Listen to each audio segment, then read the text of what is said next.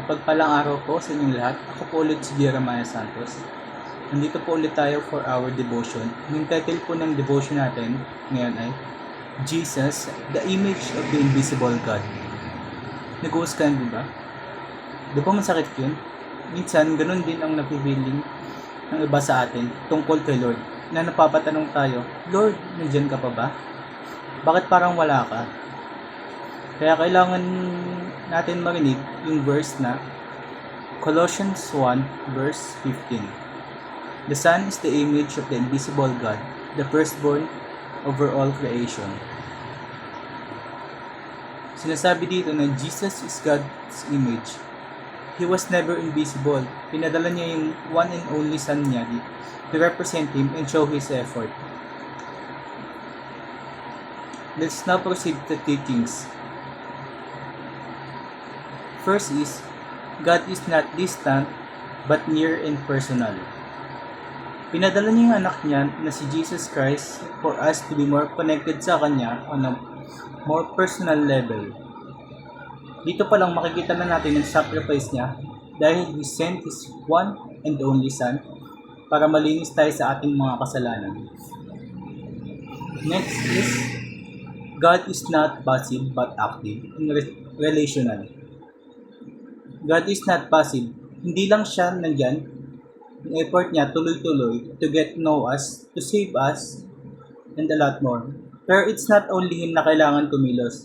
We need to put our part din kasi nga sa relationship kailangan mag-go siya both ways.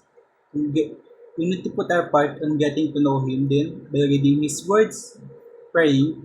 Yun yung pagpapapasok natin sa Kanya sa ating mga puso. Next is naman, God is gracious, loving, and sacrificial. Paano natin nalaman na may pakasya sa atin? Makita natin sa naging choices niya. In Jesus, which is also God's choice. God sacrificed His one and only Son. Doon pa lang makikita na natin ang sacrifice niya para mailigtas tayo sa mga kasalanan natin. And sa may proceed tayo sa may application. Number 1 is, am I still in love with God? Nag-enjoy ka pa ba sa feeling ni God? Sa buhay mo, gaya ng simpleng pagpe-pray at kapag nag-decision ka, iniisip mo ba na mapapasaya ko ba siya dito sa decision ko?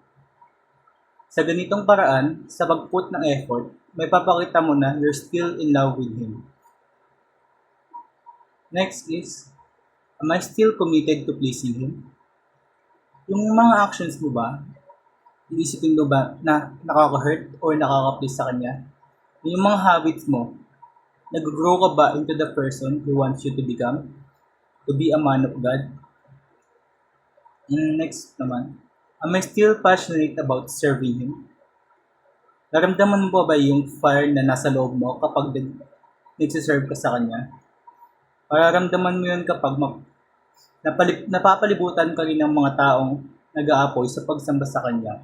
Also, tanungin mo rin ang sarili mo kung you're serving God only of expectations, only because of expectation ng ibang tao sa'yo. Kasi nga kailangan mo umatid ng church to look put on their eyes, or you truly love